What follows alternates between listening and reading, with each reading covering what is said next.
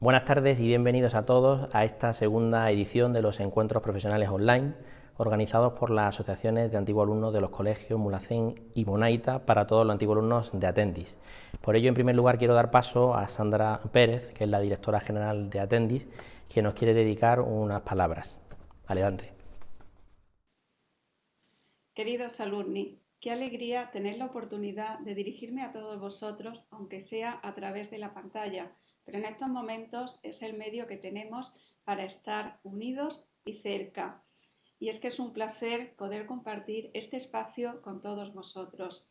Os doy las gracias por invitarme, y es que los antiguos alumnos sois nuestra razón de ser, sois el aval más importante de nuestros colegios. Allá donde os encontréis cada uno en vuestro entorno profesionales, familiares, relacionales, sois los depositarios y los que dais cumplimiento a la misión de Atendi, que no es otra que transformar la sociedad a través de las familias.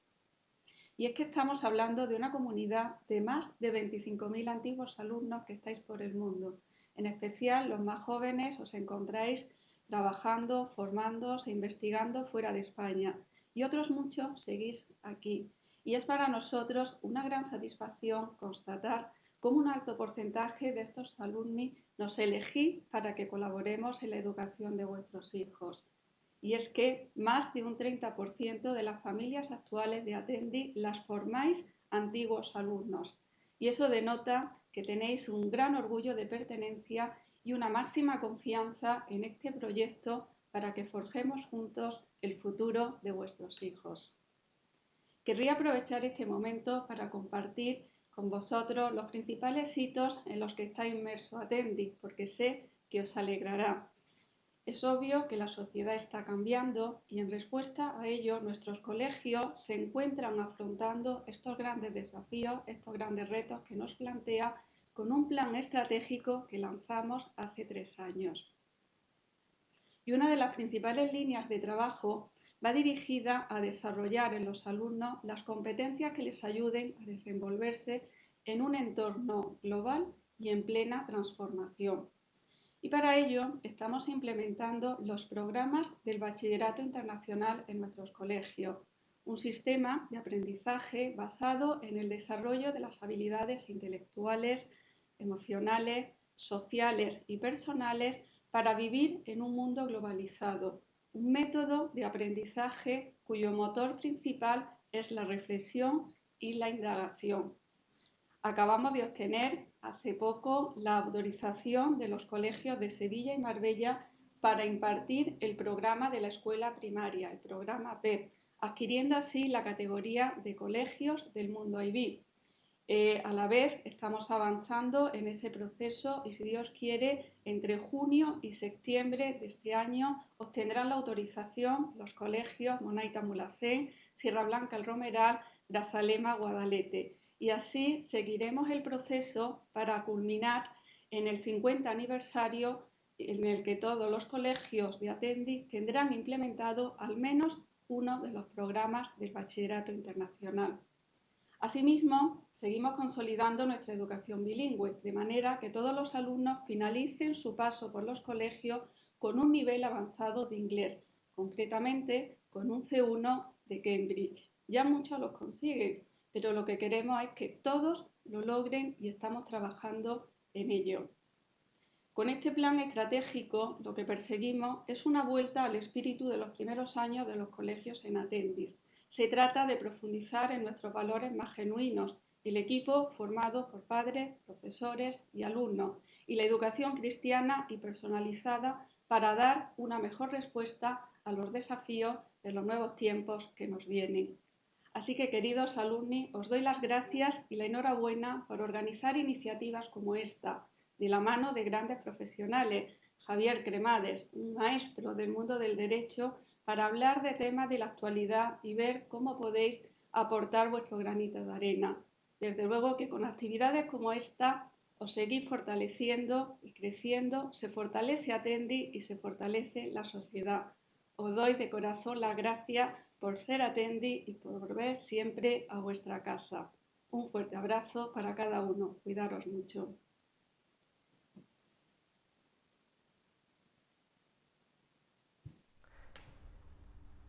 Muchas gracias, Sandra.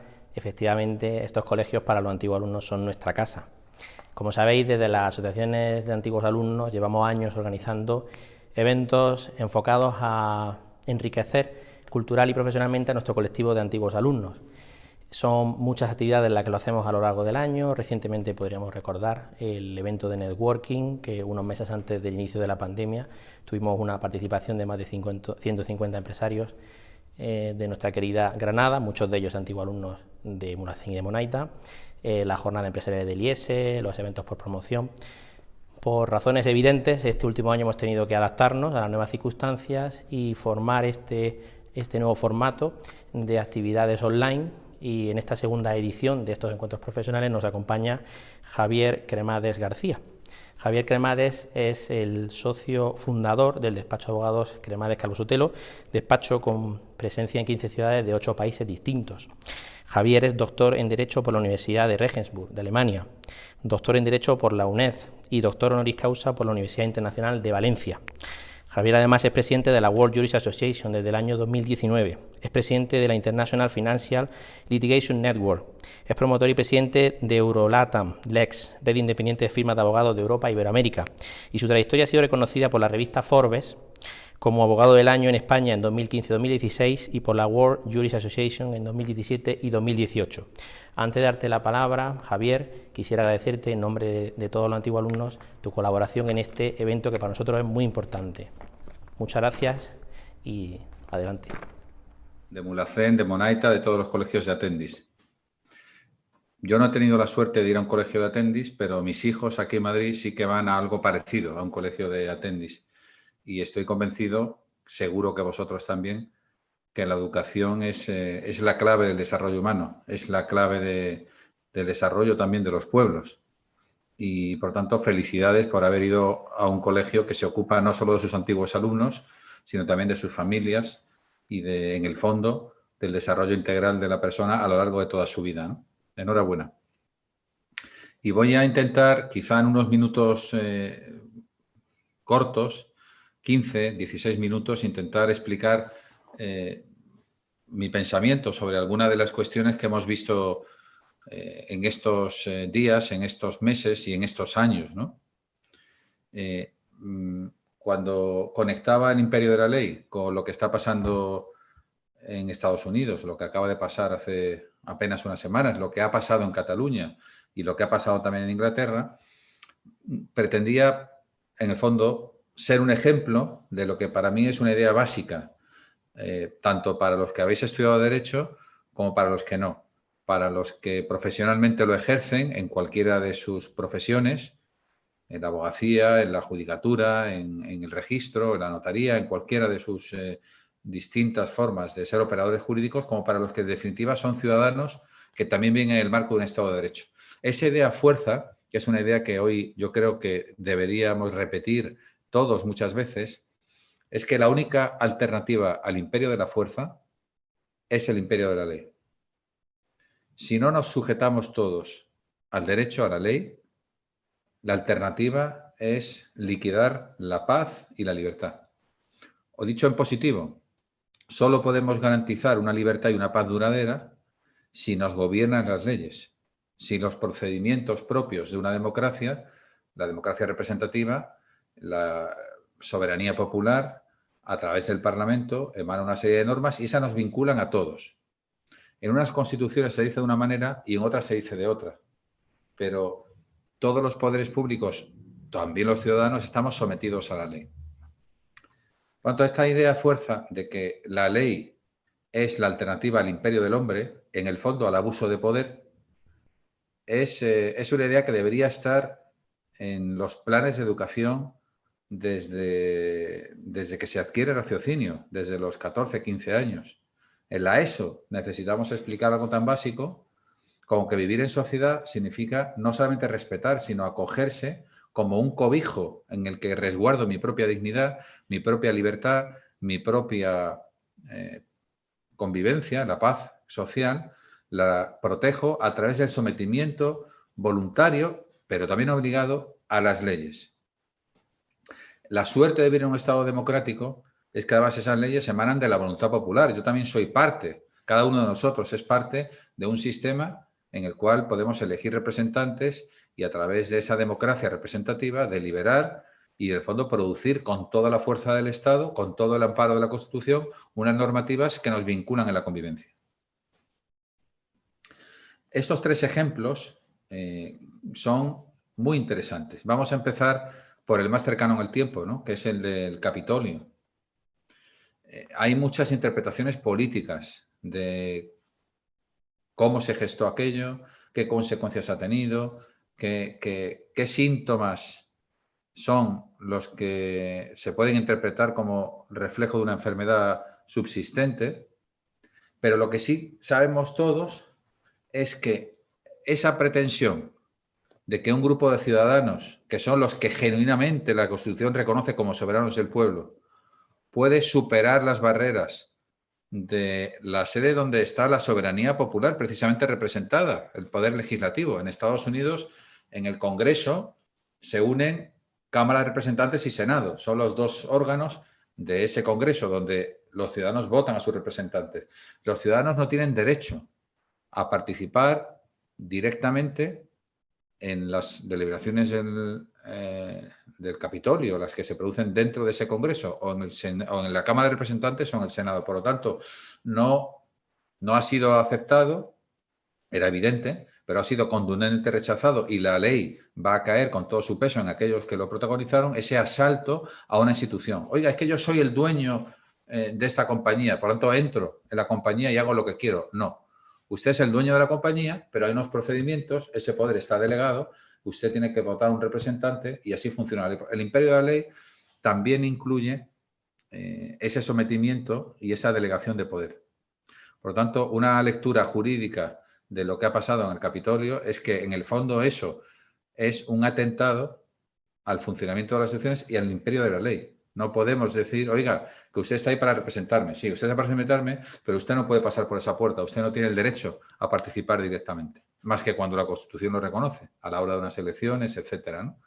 Por tanto, con independencia de lo que cada uno piense sobre si el presidente tuvo o no un protagonismo más directo, si quería conseguir ese resultado o se le escapó de las manos, más allá de las interpretaciones políticas que son legítimas y son importantes, hay una consecuencia cierta de todo esto, es que ha supuesto una vulneración de la ley y, por lo tanto, los que la protagonizaron han sido perseguidos y van a ser llevados a los tribunales.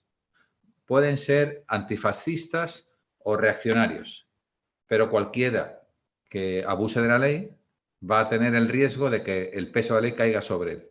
O dicho de otra manera, todos estamos sometidos al imperio de la ley. Y muy importante también, y ya vamos al segundo fenómeno, que es el de las instituciones. ¿Qué ha pasado en Cataluña? Por poner otro ejemplo reciente, ¿no? ¿Es el independentismo un fenómeno legítimo? Ciertamente lo es, de un punto de vista jurídico. La Constitución no prohíbe. Primero, no hay delitos de opinión, pero es que además uno puede pretender muchas cosas. Podemos pretender federar nuestro país con otros y diluirnos y desaparecer como nación soberana y crear un orden jurídico nuevo. Lo podemos hacer, pero respetando lo que dice la Constitución española, por los cauces de la Constitución española, sometiéndonos al derecho. Podemos también pretender segregar una parte del territorio. Podemos pretender la independencia de Cataluña o de otra parte del territorio. Eso es legítimo proponerlo políticamente, pero ha de hacerse de acuerdo a los cauces que dice la Constitución. La Constitución tiene un mecanismo de reforma constitucional que incluiría también la propia disolución de esta forma política, el cambio de la forma política del Estado, la integridad territorial, todo aquello que se proclama. Lo que no está a disposición ni de una persona, ni de un gobierno de comunidad autónoma, ni de un órgano jurisdiccional, ni de un juez, ni de ningún operador, es vulnerar lo que dice la Constitución y las leyes, no someternos a la Constitución. Por lo tanto, yo no tengo derecho a convocar un referéndum fuera de lo que dice la Constitución y las leyes. No puedo celebrar un referéndum, ni yo ni nadie, ni la Generalitat de Cataluña, ni el Gobierno Autonómico de Madrid, ni el Ayuntamiento de Mataró o el de Vigo. Por lo tanto, es gravísimo lo que hemos visto en Cataluña. Como digo, tiene también sus interpretaciones, Todos tenemos una opinión de por qué hemos llegado ahí, qué es lo que ha pasado, cuáles son las consecuencias, el proceso, el procés, el proceso en el Tribunal Supremo, las sentencias que se han producido y que se seguirán produciendo por distintas situaciones en los Mossos, los responsables políticos. Pero lo que tenemos muy claro, todos, es que no se puede ni decir, ni sobre todo hacer, que uno no respeta las decisiones del Tribunal Constitucional. Eso no lo puede decir nadie. Ningún poder constituido tiene la capacidad de desafiar al poder constituyente. Tampoco, repito, se puede convocar un referéndum que es ilegal en sí mismo. Otra cosa es lo que uno piense sobre la reacción, la no reacción, pero no se puede. No hay... Y aquí voy al final de esta parte, por hacerla muy resumida, ¿no? Hay dos frases que son antagónicas y una es cierta y la otra es falsa. Una la popularizó primero Puigdemont y luego Torra, que dijeron: nuestra libertad está por encima de la Constitución. Nuestra libertad está por encima del derecho. Tenemos una aspiración legítima y el derecho no puede limitarnos. Y otra respuesta la dio el rey de España como jefe del Estado. La ha dado también en dos ocasiones.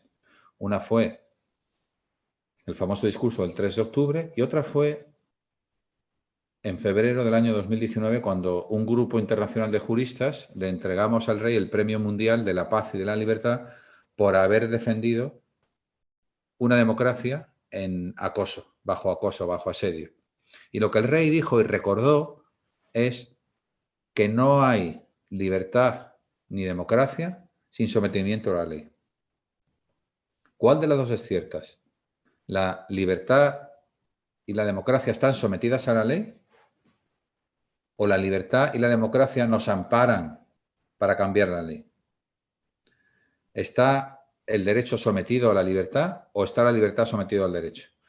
Las manifestaciones, tanto de Torra como de Puigdemont, eran intoxicaciones al público, que legítimamente creía que su libertad les daba derecho a superar y a desbordar el régimen jurídico. Eso no es cierto.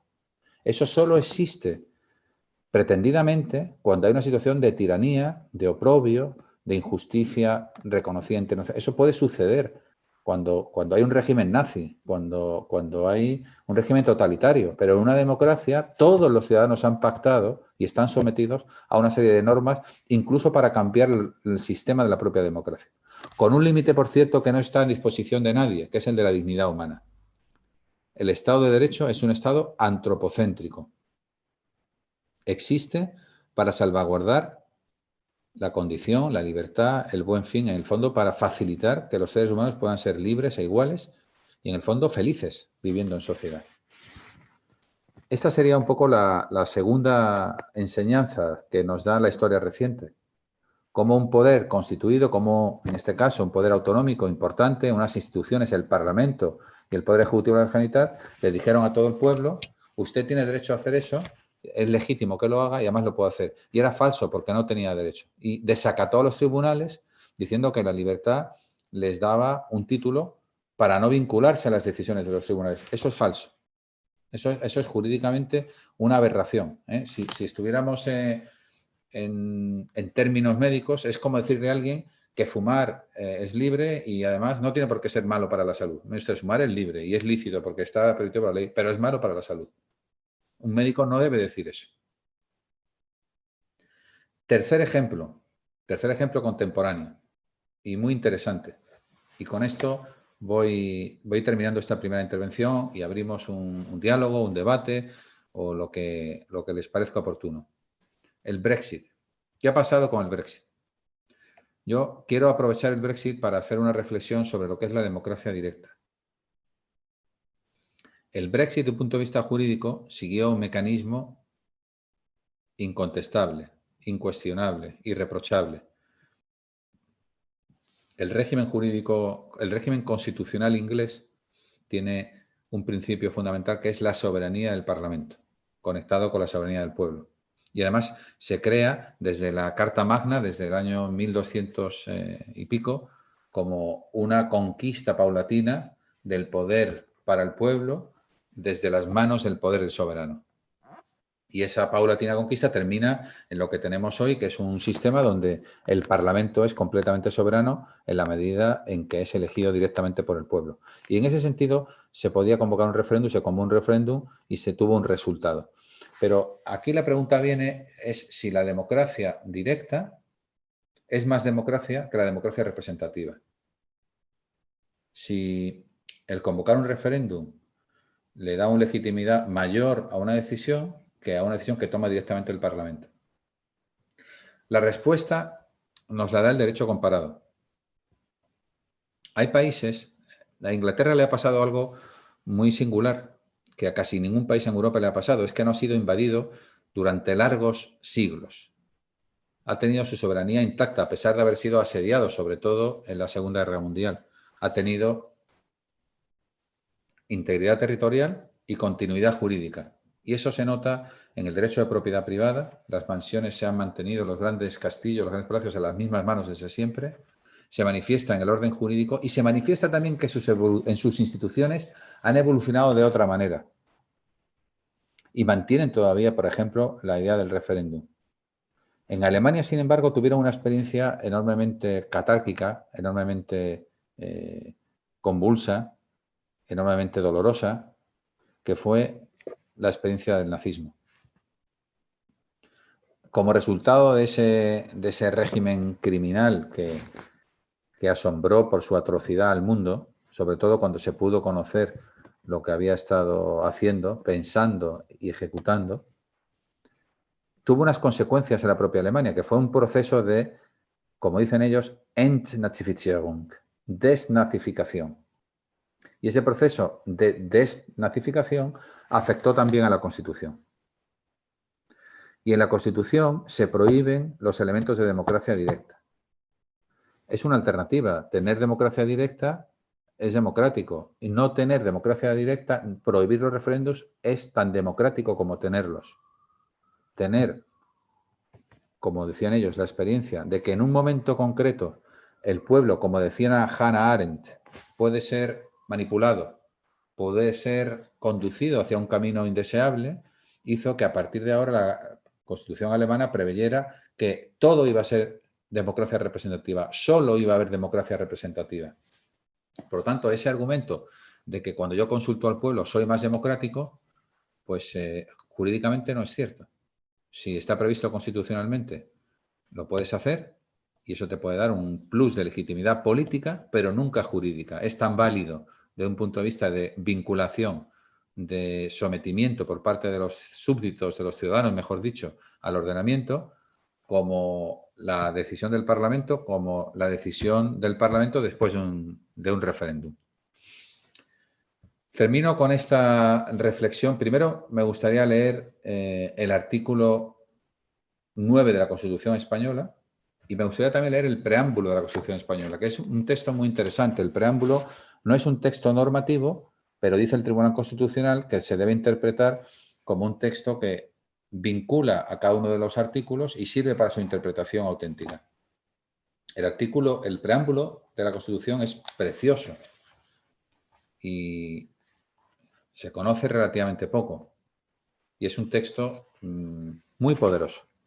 Dice, la nación española, que ya veremos que es el sujeto de la soberanía, deseando establecer la justicia, la libertad y la seguridad y promover el bien de cuantos la integran.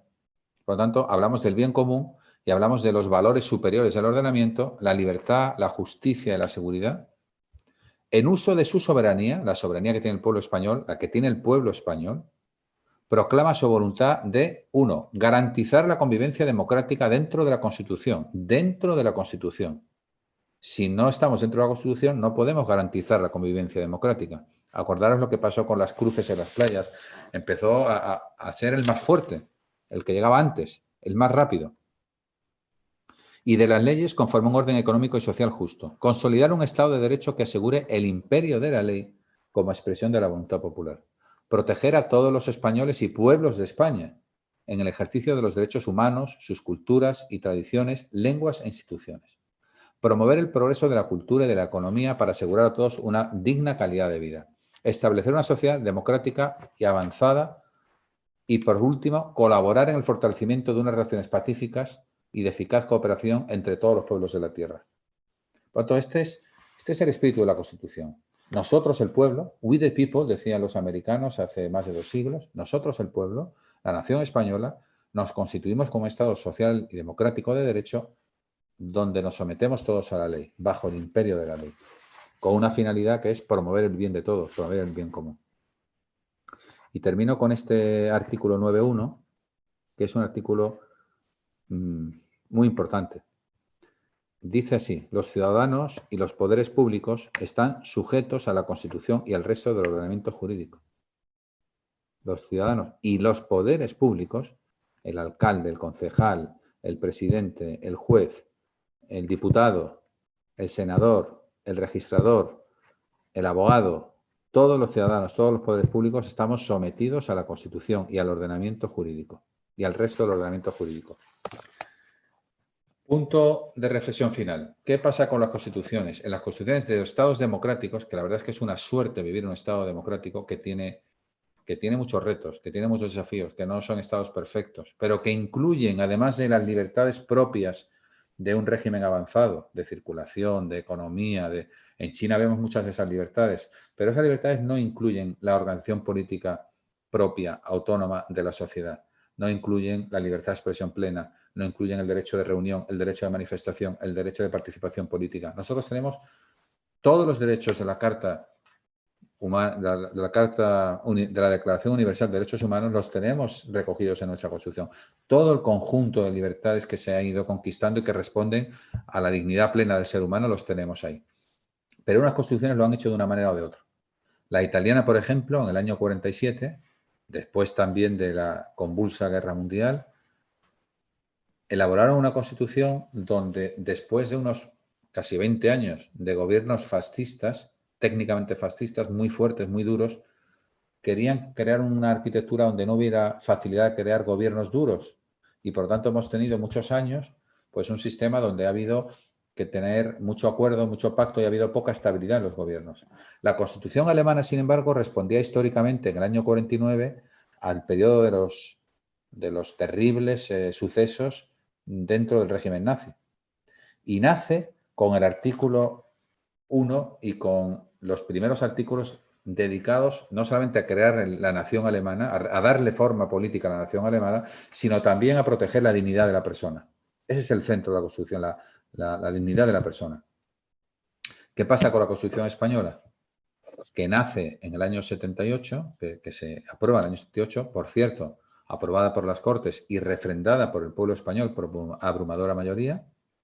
Y esa Constitución nace después de un periodo de 40 años donde España tenía muchas libertades, pero no las libertades políticas. Y lo que hacemos es consagrar enseguida, en el artículo 6, los partidos políticos.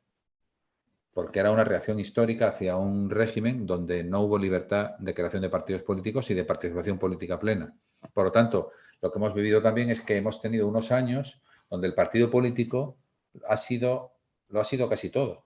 Y hoy en día la partitocracia está contaminando la separación de poderes, que es uno de los elementos fundamentales del Estado de Derecho. El poder, y este ya es mi punto final, como decía Aristóteles, y hablaba no del poder político, sino hablaba del poder, el poder tiende a perpetuarse y a continuación tiende a corromperse. Por eso, en los regímenes constitucionales hay siempre unos límites y unos balances, unos checks and balances, unos equilibrios y unos límites al ejercicio del poder, precisamente para que pueda florecer la libertad humana, para que el poder esté también condicionado y sometido al imperio de la ley. Repito, finalmente, esa idea fuerza que quizá nos puede servir a todos para tenerla y transmitirla también a nuestros hijos. Solo el sometimiento a la ley puede garantizar la vida en libertad, la vida en paz. Si no nos sometemos a la ley, nos sometemos al imperio de la fuerza, al imperio del hombre o de la mujer que tenga más capacidad de gobernar o más fuerza para gobernar, de imponer su voluntad. Si nos sometemos al imperio de la ley, todos, los ciudadanos y los poderes públicos también, tenemos por delante un escenario donde jugar el partido de la vida. Muchas gracias, queridos amigos, y ahora estoy, por supuesto, a vuestra disposición para dialogar y para comentar y para recibir otras opiniones. Muchas gracias, Javier. Hay varios antiguos alumnos que quieren hacerte unas preguntas.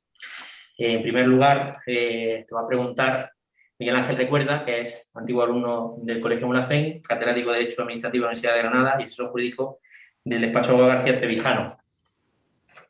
Adelante, Miguel Ángel.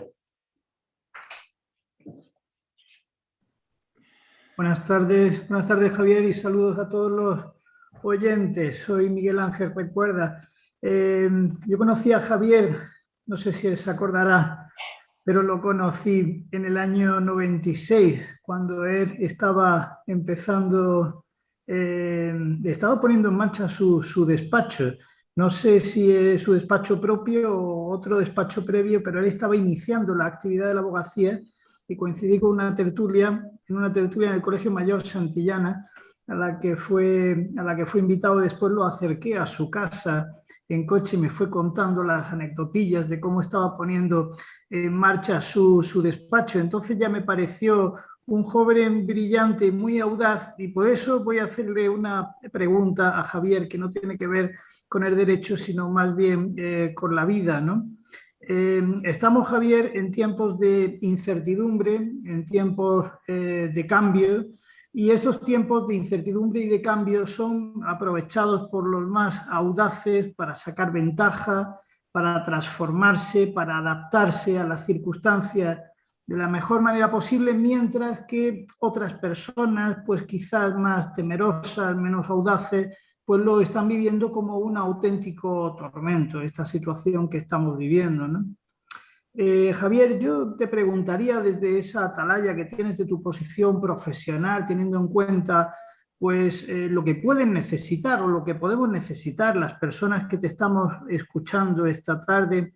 Yo te preguntaría, ¿qué están haciendo, Javier, en estos momentos los empresarios y los profesionales que conoces, que son muchos, que crees que se están adaptando mejor a esta situación de incertidumbre y de crisis? Muchas gracias, Javier.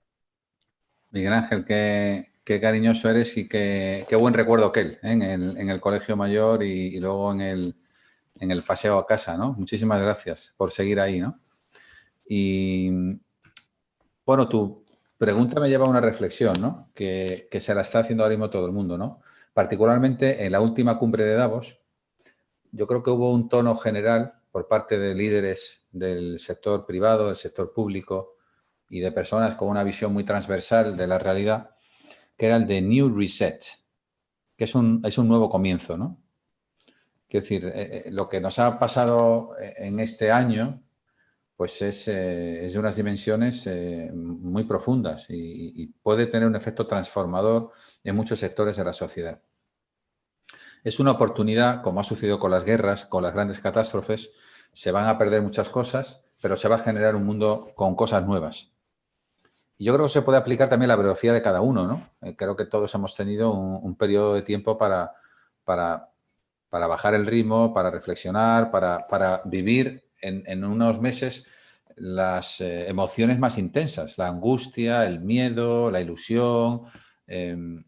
Bueno, en el fondo estamos en un tiempo nuevo y algo en lo que muchos van a ser eliminados, pero algo nuevo en lo que también muchos nuevos van a participar y lo vamos a ir viendo, ¿no? Por tanto, yo creo que todos, empresarios, líderes sociales, académicos, pero sobre todo personas, tienen que tener el arte de interpretar esta nueva partitura de la sociedad, donde hay unas señas de identidad y donde vamos a tener todos un espacio, si queremos jugar y sabemos jugar el partido, ¿no? Que va más allá de cómo hemos concebido el mundo, ¿no? Hemos crecido con una serie de parámetros y de indicadores o de seguridades que van, en definitiva, a ser transformados. Tiene mucho que ver con un libro que también me hubiera gustado haber leído en el bachillerato, pero nadie me habló de él y lo descubrí ya de adulto, que son las memorias de Stefan Zweig, El mundo de ayer. Y él explica en ese libro increíblemente atractivo y delicioso de leer, él explica cómo a principios del siglo XX, superadas ya las guerras franco-prusianas, superados ya los grandes conflictos regionales, parecía que el mundo se había sentado en un espacio de paz duradera y que la cultura era el nuevo horizonte, el nuevo escenario. Y Viena en particular era esa ciudad donde se producía, estaban Hofenstahl, estaban los Strauss, cada día había un nuevo estreno de teatro, había una nueva pieza que se ensayaba y luego se estrenaba. Y ese era el mundo del futuro, ¿no? Y de pronto, en el año 14, estalla la Guerra Mundial. Y todo aquello se hace añicos y las seguridades y las comunicaciones y las formas de vida pues se ven drásticamente alteradas. Luego se recupera ese periodo inestable y vuelve a contar él que, claro, estalla la Segunda Guerra Mundial, incluso explica que hay un momento donde él está en Londres, ha huido del nazismo en Austria, va al registro civil a realizar unos trámites y dice, oiga, es que usted es ciudadano de un Estado enemigo, no podemos atenderle, ¿no? Bueno, y a partir de ahí, pues no es lo mismo, no es una guerra mundial, pero realmente es un fenómeno que hemos visto todos muy transformador. Yo invito a todos, yo también lo estoy intentando hacer, ¿no? A pensar que tenemos que ser parte de lo nuevo, sea cual sea la edad que tengamos, y que tenemos que inventar nuevas formas de hacer y de pensar.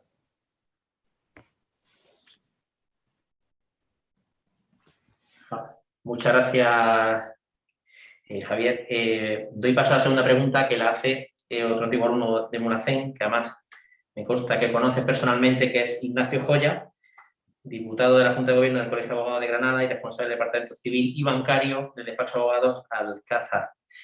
Buenas tardes, Nacho. Javier, muy buenas tardes. Pues nada, Javier y yo nos conocemos de hace ya muchos años, el año 2009, a final del año 2009, de la mano de Fernando Valenzuela Garach, catedrático de Derecho Mercantil, tuve la encomienda, junto con otros socios, de aperturar la oficina de Javier Cremades en Granada. Era por tercera oficina de Javier en Andalucía, detrás de Marbella y de Málaga, y fue una experiencia muy bonita que compartí con Javier durante 5 años, ¿no? Desde 2010 a 2015. En esos 5 años aprendí muchas cosas de la mano de Javier. Para mí ha sido un referente en mi desarrollo profesional, no solamente en el ámbito jurídico, sino en otras muchas parcelas como gran humanista que es Javier, ¿no? Y de todas esas vivencias que aprendí con Javier y todas esas enseñanzas, bueno, pues he intentado ser mejor profesional hoy desarrollando mi actividad en un despacho personal. Javier, te quería preguntar en relación a tu ponencia y en relación a lo que hemos hablado del imperio de la ley, me gustaría centrarme en Cataluña, ¿no? como algo cercano que tenemos en España. Y es respecto a la pretendida secesión de Cataluña por la vía del referéndum autonómico. Te quería hacer 2 preguntas y hiladas una con la otra. ¿Existe un derecho a decidir al margen de la Constitución española y del derecho como norma en Cataluña? Y segunda pregunta ¿es aplicable a Cataluña el llamado derecho de autodeterminación? Muchas gracias. Muchas gracias, Nacho, y te envío un fuerte abrazo. Ya te mandé un WhatsApp, pero en fin, siento mucho la pérdida de tu padre, que era un ser humano que desprendía una clase y una humanidad espectacular y un gran jurista, y te envío un fuerte abrazo, Nacho. Yo quería intentar, bueno, y también te agradezco todos esos años de leal colaboración y sobre todo de estos años de amistad, ¿no? Donde hemos tenido la oportunidad de acompañarnos, ¿no? y de seguirnos juntos, ¿no? Seguirnos la pista. Mira, lo que has dicho es realmente no... Una interpretación política de lo que pasa en Cataluña es necesariamente muy compleja y es necesariamente muy difícil de ser certera y de propiciar un diagnóstico preciso y completo. Pero en la parte jurídica tenemos la suerte, como decía el profesor Álvaro Dors, el derecho es lo que dicen los jueces. Entonces tenemos ya todo lo que ha pasado allí en relación con esa forma concreta de ejecutar ese pretendido derecho de autodeterminación, lo tenemos en unos autos y lo tenemos ya en una sentencia en el Tribunal Supremo. Por lo tanto, ha hablado el derecho. Ya sabemos lo que es jurídico, lo que no es antijurídico. La verdad es que ya lo sabíamos antes, porque lo que pasó era muy burdo y muy grave. Muy grave porque no era una banda de malhechores que en la impunidad y amparados en el anonimato estaba cometiendo un crimen que intentaron luego convertir en impune, sino que algunas autoridades intentaron explicar a toda una población, a todo el mundo, que tenían un derecho del que nunca dispusieron, porque la Constitución es muy clara.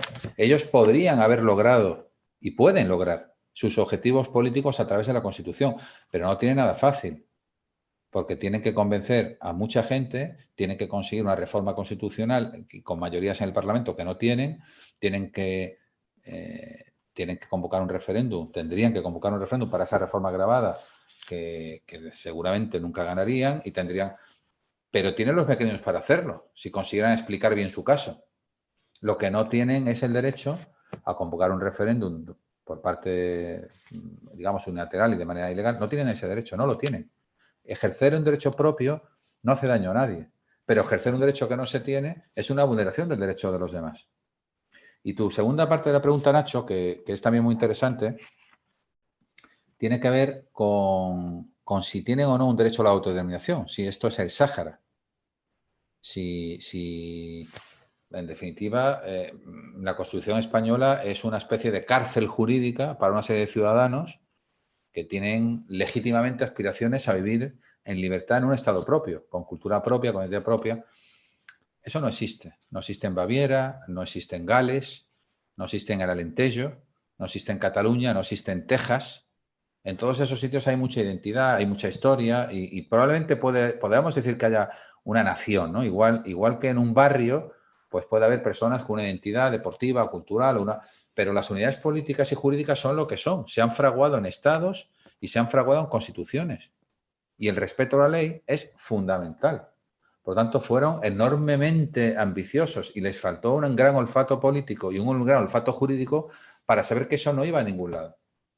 Yo he oído yo lo he oído en cenas y encuentros privados con el presidente Mas explicar que como fue a ver a Rajoy y Rajoy no le hizo ni caso en lo que él pretendía en su momento, que era una especie de concierto catalán y de acuerdo económico fiscal para llevar una baza política que presentar ante la presión de los grupos independentistas, pues a partir de ahí empezó a desacatar al Tribunal Constitucional. O sea, tenía que haber jugado el partido en términos políticos, Ponder, que no iba a hacer, y a partir de ahí se va creando una dinámica donde el Parlamento de Cataluña dice que no está sometido, que no hace lo que le dicen, donde el gobierno de Cataluña han acabado en la cárcel. Todos los sistemas jurídicos, todos, en Alemania por supuesto, hay una cosa que se llama la Bundesstrang, la exigencia federal, y todos los códigos penales del mundo de los países democráticos, además de poder proteger la libertad, la propiedad, la dignidad de la persona, el honor, también protegen el propio régimen constitucional. Hay delitos contra la integridad física de la persona, hay delitos también contra el régimen constitucional. Estos señores han cometido delitos. Por lo tanto, no hay un derecho a la autodeterminación, no lo hay. No está reconocido en ningún lugar. No lo puede esgrimir una parte de Cataluña con respecto a Cataluña, Cataluña con respecto a España. España es, lo acabamos de leer, así lo pactamos entre todos en un texto que nos va a vincular durante muchas generaciones, aunque lo podemos ir reformando y adaptándolo según las nuevas generaciones, según las nuevas necesidades, pero siempre conforme al propio procedimiento que establece la ley. Fuera de eso es el caos. Porque unos dicen, yo no tengo que someterme, voy a hacer esto, y los otros dicen, si tú no haces esto, yo hago lo otro, y al final lo que hay es, pues básicamente un enfrentamiento. Gracias, Nacho, y un fortísimo abrazo.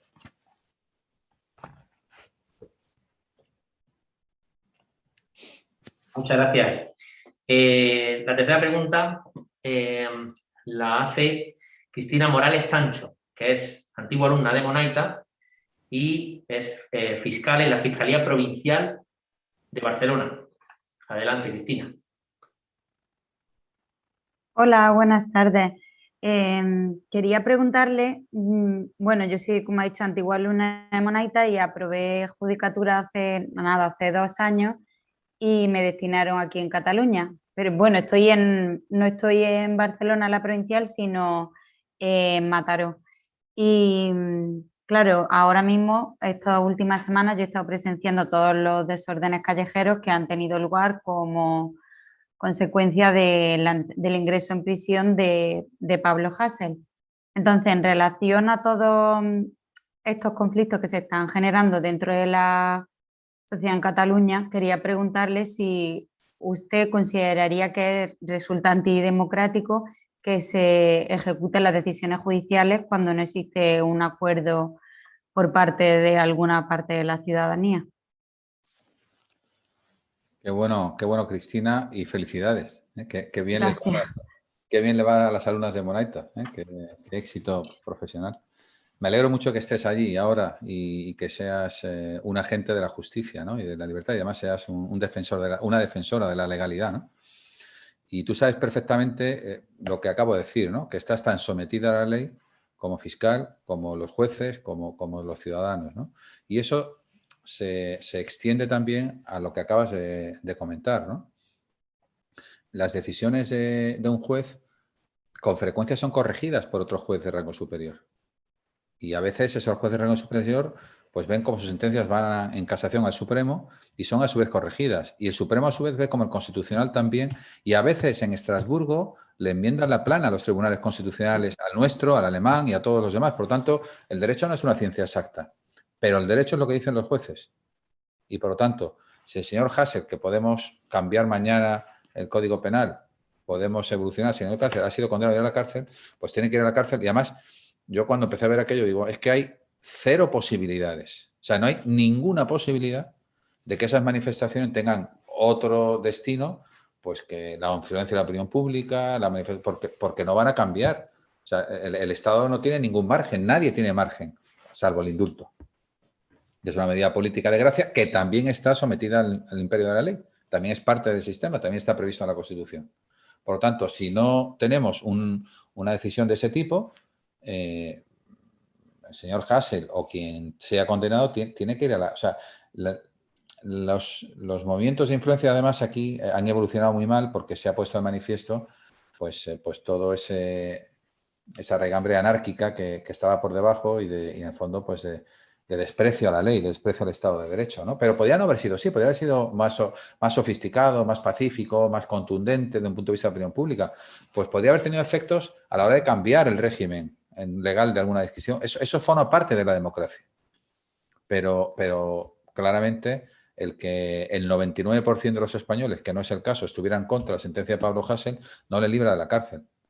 Porque todos los españoles, todos estamos sometidos a lo que dicen la Constitución y las leyes, y en este caso los jueces que tienen el poder judicial de hacer cumplir las leyes, de interpretar las normas y de ejecutarlas, y especialmente de dirimir conflictos cuando los hay, ¿no? Por tanto, tu pregunta que es especialmente buena, tiene que ver también con algo muy importante, que es lo que se ha llamado siempre en derecho constitucional los presupuestos prepolíticos de la democracia. Se ha comprobado, sobre todo en los países del Golfo, especialmente en Irak, que la democracia no es un sistema formal, que tú llegas allí, por decreto, convocas unas elecciones, pones unas urnas y ya tienes una democracia. No funciona. Tú necesitas una población con un cierto nivel de educación. Necesitas una opinión pública informada, con información veraz. Te necesitas que el dueño de la cosa tenga capacidad de manejar la cosa, que tenga información sobre lo que está pasando para poder emitir una decisión, en el fondo, a través de las urnas, ¿no? Y lo que estamos viendo ahora con Hasél y con otros es un ataque a esos presupuestos prepolíticos. Hay una gran campaña para decir, miren ustedes, no ya que estén diciendo que España no es un país plenamente democrático, que claramente lo es. No es una democracia perfecta ninguna. Estados Unidos tiene muchísimos desafíos, pero España también los tiene, Alemania también los tiene, pero claramente es uno de los regímenes constitucionales más avanzados y está en la liga de las grandes democracias del mundo.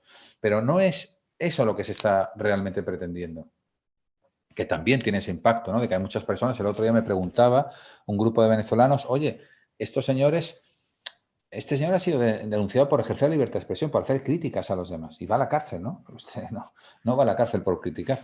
Va a la cárcel por acumular una serie de sentencias donde por hechos muy diversos pues ha acumulado una serie de decisiones que le hacen ahora ir a la cárcel por este último delito, que también está tipificado, claro que sí, claro que el honor es de las personas y es de las instituciones y también de las altas instituciones del Estado. Yo no tengo derecho a insultar, no tengo derecho a calumniar, ni Pablo Hasél ni nadie, ¿no? Y si lo hago, hay un delito de calumnias, hay un delito de injurias.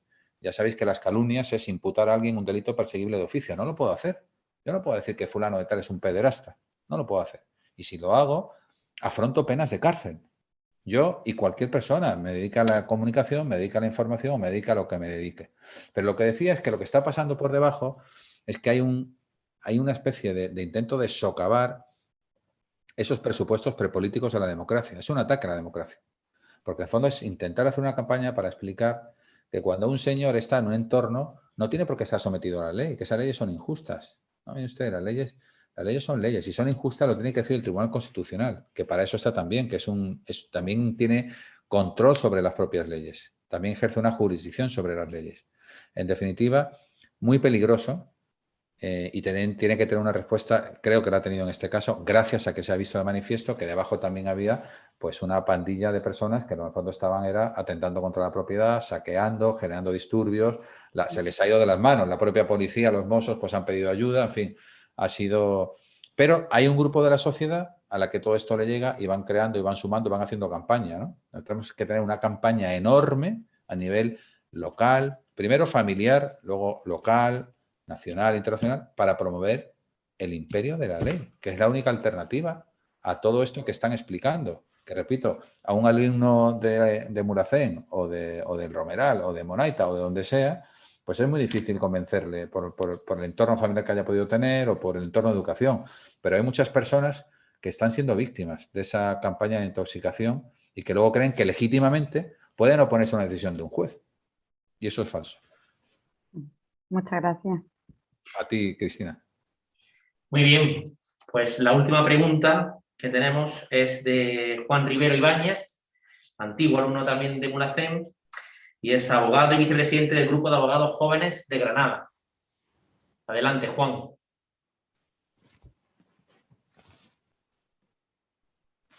No tienes el sonido. No se te oye, Juan. ¿Me escucha ahora? Sí. Bueno, Javier, en primer lugar, darte las gracias porque ha sido de verdad un verdadero placer escucharte. Como dice Pablo, yo no soy presidente del Grupo de Abogados Jóvenes, soy del grupo directivo, pero no soy el presidente. Vayamos a que esté escuchando y se enfade, ¿vale? Bueno, te quería dar las gracias por eso. Mi pregunta se aparta bastante del objeto de tu charla, ¿vale? Pero ya que te tenemos aquí, pues aprovecho para hacerte y también por ser parte del grupo Abogados Jóvenes de Granada, ¿no? ¿Cómo ves actualmente o cómo ves el acceso que actualmente existe en la abogacía? Yo cuando estudié la carrera eran 5 años, en otras ciudades, por ejemplo, Jaén eran 4 años. Ahora generalmente en todas las ciudades son 4 años, hay un máster de acceso que dura 18 meses y después de esos 18 meses hay un examen habilitante para el ejercicio de la abogacía. Desde tu punto de vista, ¿crees que actualmente la gente que accede a la abogacía está más preparada o no? ¿Ves que el método o el sistema de acceso, que creo que se alarga bastante en el tiempo, es bueno o desde tu punto de vista es mejorable? Y eso como primera pregunta. Y en segundo lugar, ¿qué consejo le darías tú a un joven que esté planteándose empezar la carrera de Derecho y que tenga en mente ser abogado? Qué bueno, Juan, qué buenas preguntas. Muchas gracias. Y no sé si eres presidente, que no lo eres, o de la Junta, lo que eres un abogado joven, ¿eh? Y eso es eso hay que disfrutarlo, ¿eh? Que luego serás un abogado con experiencia. Pero ahora que eres abogado joven, pues disfruta este momento de la vida, ¿no? Tan especial, ¿no? Y voy a la segunda parte de tu pregunta, Juan. Y recuerdo una conversación con mi hija Arantxa, que tiene ahora 20 años y está en tercero de carrera de Derecho. Y me preguntó, un día me dijo, oye, papá, hace 5 o 6 años, ¿no? Tendría 14, 15 años, me dijo, papá, voy a ser abogado, quiero ser abogado. Y le dije, pero bueno, hija, ¿y eso? Pues, ¿por qué? O sea, ¿por qué has llegado a esa conclusión? Me dice, pero bueno, papá, me preguntó, pero bueno, es que creo en la justicia. O sea, me devolvió ella una respuesta que me hizo plantearme a mí si yo seguía creyendo en la justicia. Yo creo que es muy importante tener un propósito en la vida. El propósito es la cuestión de moda ahora, es una moda muy afortunada para las empresas, para las organizaciones de todo tipo, empresariales, sindicales, para las instituciones y, por supuesto, para las personas. El propósito es un buen antídoto contra el vacío existencial. Es yo para qué estoy aquí. Yo para qué soy abogado. Yo soy abogado para ganarme la vida, que es lo que muchos pensamos al comienzo. No, no. Yo me voy a ganar la vida como abogado porque es una consecuencia, pero yo no estoy aquí para ganarme la vida. Yo en concreto he estado trabajando durante todo este año en mi despacho con muchos compañeros el propósito y lo hemos definido de la siguiente manera. Nosotros nos dedicamos, en Cremades y Calvo Sotelo, nos dedicamos a acompañar, proteger, servir a personas, empresas e instituciones a través del derecho. A eso nos dedicamos. Y eso nos resuelve muchas preguntas y muchas dudas. Por ejemplo, hace unas semanas vino alguien planteándonos un asunto que en el fondo yo estaba interpretando que era engañar a una compañía de seguros. Y teníamos que hacer un trabajo jurídico, pues en el fondo, para convencer a una compañía. Y es que nosotros no nos dedicamos, ese no es nuestro propósito. Por tanto, ya hemos resuelto el problema. El propósito te da un sentido de aportación de valor a la comunidad, te da un sentido en el fondo, pues de trascendencia de lo que estás haciendo, ¿no? Por lo tanto, sería muy interesante. Yo, porque hice Derecho? Yo hice Derecho por descarte de otras carreras que no me gustaban. Yo no tenía un propósito claro, ni tenía un amor especial al Derecho. Pero gracias a Dios, y esto conecta con la segunda parte de tu pregunta, gracias a Dios me tropecé con el oficio de abogado y lo conocí a fondo. El oficio de abogado no se aprende ni en la facultad se aprende Derecho. Y en el máster de acceso a la abogacía se aprende más Derecho. Y eso es bueno y es necesario, es una materia prima fundamental, pero esa no es la profesión de abogado. La profesión de abogado se aprende en los talleres donde se ejerce la profesión de abogado. Ahí es donde yo lo he aprendido y ahí es donde se aprende realmente, ¿no? ¿Cuántos de nuestros profesores, cuántos de mis profesores, yo estudié Derecho en Málaga primero y luego completé mis estudios de doctorado en la Universidad de Ratisbona, cuántos de mis profesores en España y en Alemania eran juristas de dique seco, eran juristas que conocían muy bien el derecho y eran buenos académicos, pero no habían ejercido la abogacía. Por lo tanto, la situación ahora, Juan, yo la veo de la siguiente manera. Hay una isla donde se vive y donde se vive bien, que es la isla de aprendizaje del derecho. Y luego hay otra isla, otro lugar, otro espacio, que es el del ejercicio del derecho. Hay una disfunción enorme porque las facultades de Derecho de España, que son muchísimas, producen muchas más personas de las que caben en la isla del ejercicio del derecho. Con la aspiración legítima, mucha gente que tiene la expectativa de que se va a ir a la isla del ejercicio y va a poder desempeñarse toda su vida como abogado. Pero no hay sitio para todos en esa isla, no hay sitio. Hay muchos más. Con el nuevo sistema de acceso y con el máster de acceso, que repito, cuanto más nivel, el examen me parece una cosa buena, el máster me parece una cosa buena, pero para nada te da el valor de ser abogado. No llegas a un despacho después de todo eso generando valores del primer día. Al despacho llegas para aportar algo de valor, pero sobre todo para recibir el aprendizaje de una profesión, ¿no? Para conseguir ese oficio que decía antes, que tan bello, tan trascendente y tan indispensable como es la abogacía. Por lo tanto, el sistema ha dado un paso adelante, es completamente insuficiente. No conozco a nadie que haya aprendido a ser abogado en esa isla donde se aprende el derecho. Y por último, el aprendizaje de la profesión y del derecho es constante. O sea, una de las cosas a las que me dedico de manera constante es a aprender. Aprender de todas formas, aprender con un cliente, aprender con mis compañeros de despacho, pero aprender también leyendo, tomando clases, yendo a cursos. Eso es fundamental. O sea, aparte de que es uno de los grandes placeres de la vida, el crecimiento constante es una de las grandes facetas que esta profesión intelectual, que es la de la abogacía, nos permite a los que nos dedicamos a ello, que es descubrir constantemente horizontes, conocer industria, no solamente conocer el derecho. Cada vez más los abogados, las firmas de abogados nos organizamos no conforme a lo que nosotros sabemos, al derecho administrativo, al derecho civil, sino conforme a las industrias a las que servimos. El sector financiero, el sector farmacéutico, el sector turístico, el sector sanitario. Y esa combinación de conocer el derecho y conocer a las personas y conocer a las industrias con un arte adecuado, como en un buen fogón, como en una buena cocina, pues al final produce ese plato sabroso que es el ejercicio del derecho de defensa, ¿no? Que en el fondo es también proteger la dignidad humana. Con esta compañera, con Cristina Morales, que hablaba antes, ella que hizo esa oposición que vale para juez y para fiscal, ella sabe perfectamente que no hay justicia desde que operan los jueces de manera independiente. Hay justicia desde que hay contradicción en el procedimiento.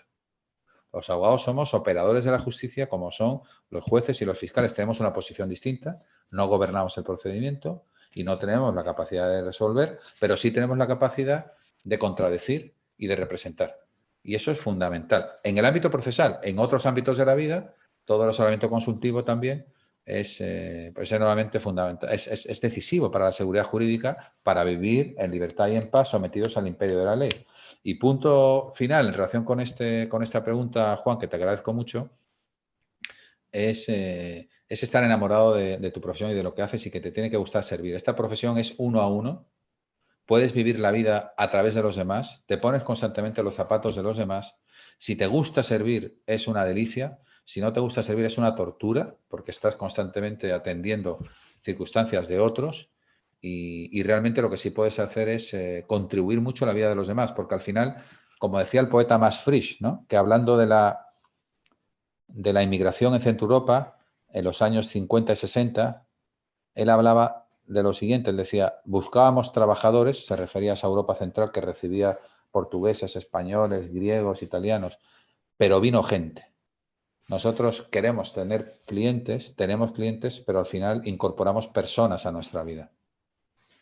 Gracias, Juan. Muy bien, pues Javier, muchísimas gracias. De verdad, lo ha dicho Juan, yo estoy de acuerdo, ha sido un verdadero placer. Yo soy una persona que no estoy totalmente fuera del mundo del derecho, me dedico a otro campo, otro sector profesional, pero creo que ha sido una conferencia muy, muy interesante para cualquier sector y para cualquier ocupación. Te agradezco mucho tu presencia y tu disponibilidad y tu disposición para estar con nosotros esta iniciativa. Como he dicho al principio, quizás, y pido disculpas si al principio ha habido algún problema del directo, esta actividad viene a completar los fines de nuestra asociación, que es básicamente ayudar y colaborar con nuestros antiguos alumnos en su enriquecimiento cultural, profesional, encuentros entre personas que hemos estado muchos años compartiendo aulas en estos colegios que, como he dicho en el vídeo antes, Sandra, son nuestras casas. Entonces, te agradezco de corazón que hayas colaborado con nosotros y el resto de los participantes, pues agradecemos muchísimo que hayáis estado conectados y quedamos a vuestra disposición siempre para lo que queráis, Javier, y a todos los participantes. Muchísimas gracias. Muchas gracias a todos vosotros. Muy bien. Buenas noches. Buenas noches.